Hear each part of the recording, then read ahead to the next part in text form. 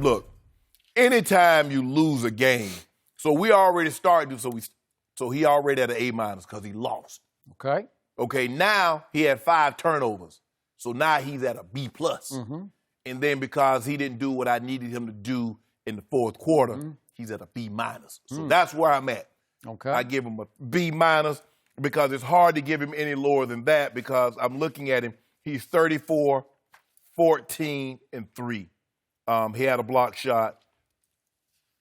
He was Kawhi. We ask him, the great players, you ask them to do an awful lot, especially him, because you ask him to take on the defensive end sometimes some of their toughest guys.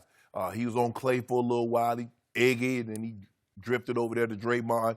But, Skip, the thing with it's going to wear on him because he doesn't know from night in and night out who he can count on. Mm-hmm. Game 1, Siakam was unbelievable. Now, you and I, everybody knew Siakam, the likelihood of him ever having another game like that. Forget the finals, the playoffs, 14-17, 32 points, playing like he played. I do expect more big games, bigger than that game out of him. Yeah, well, he's going to have to. Yeah. Because that's the difference between the Warriors and them. Mm-hmm. Well, Clay and Steph, they normally come hand in hand. And then you get that third option with Draymond. Because you know what you're going to get for Draymond.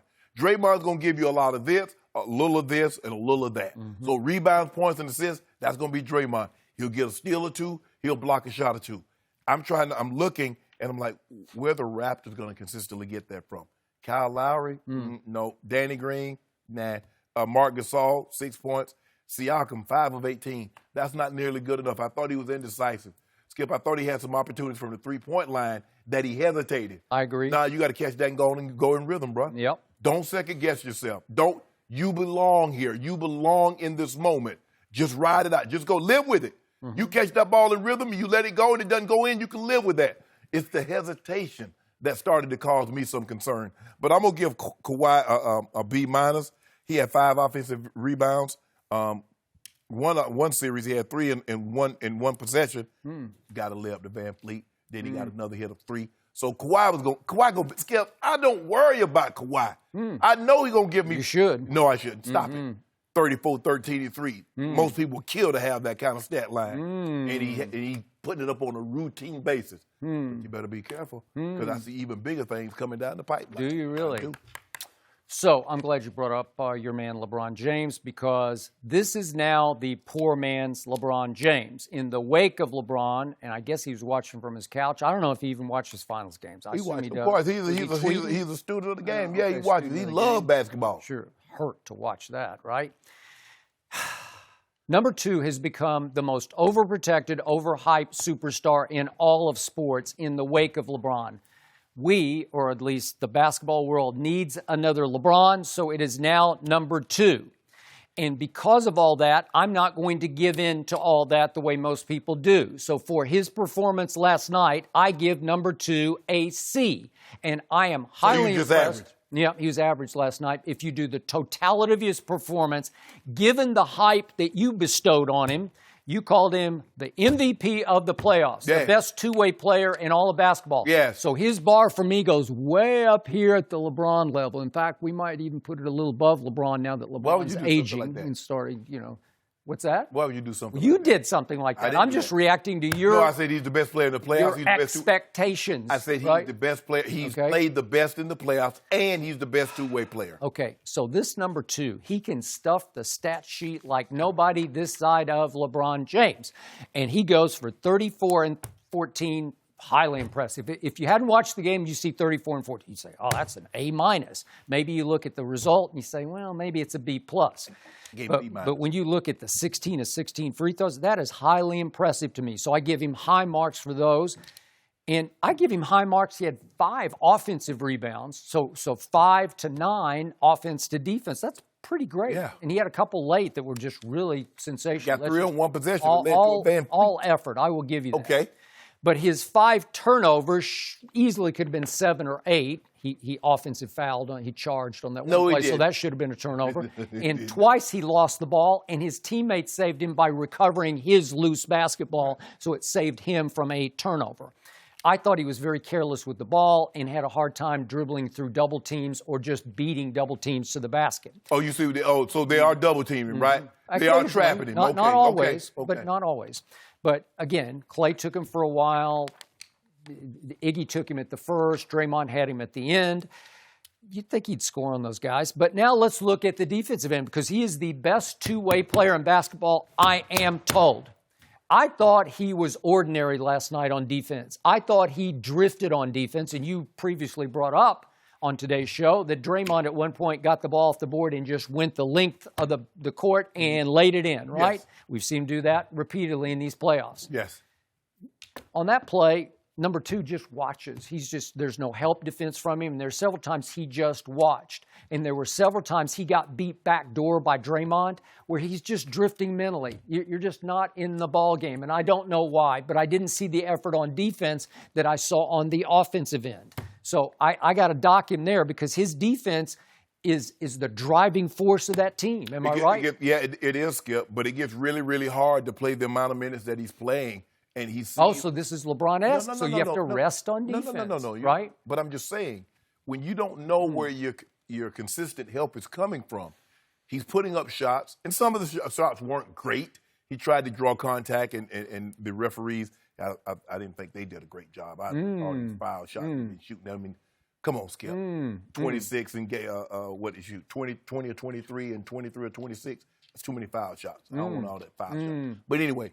Oh, so the refs were favoring No, Golden just State? look. I thought there were some ticky-tack fouls being called.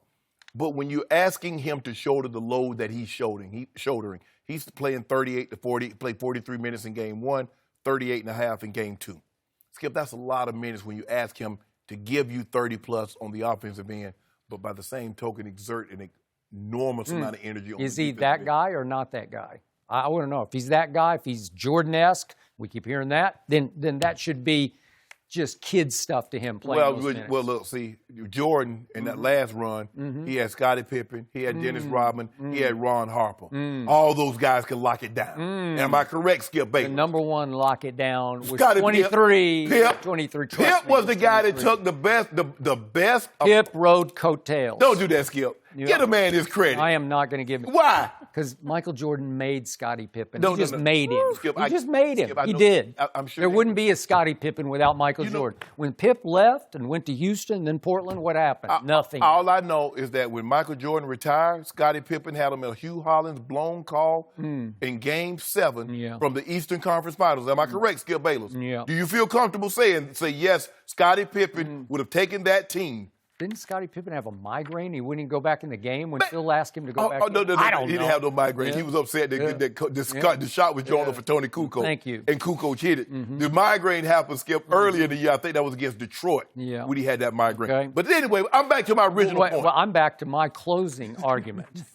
Last night was on a silver platter for number two to take over game two. It belonged to him in his new house. Am I right about that? Yes. And down the stretch, you can't go 0 for 3 from the three-point line. Down the stretch, you can't, in the last minute and a half, go 0 for 2 from two-point jump shots. You cannot have that costly turnover with 2:18 left, and you cannot have an interceptable pass somehow go right through the claws that you have at the end of your arms. You're the claw. How can you not pick that pass off and go dunk it? Okay, it's the play of the game. Do you realize that right there, when Steph just lollipopped that pass because he lost his balance and he just flips it up in the air toward Sean Livingston. Do you realize the NBA Finals were up in the air right there? It's 50-50 because if he intercepts and goes and dunks it and they win that game, what's going to happen? I think Toronto's going to win the NBA Finals. That's what I think.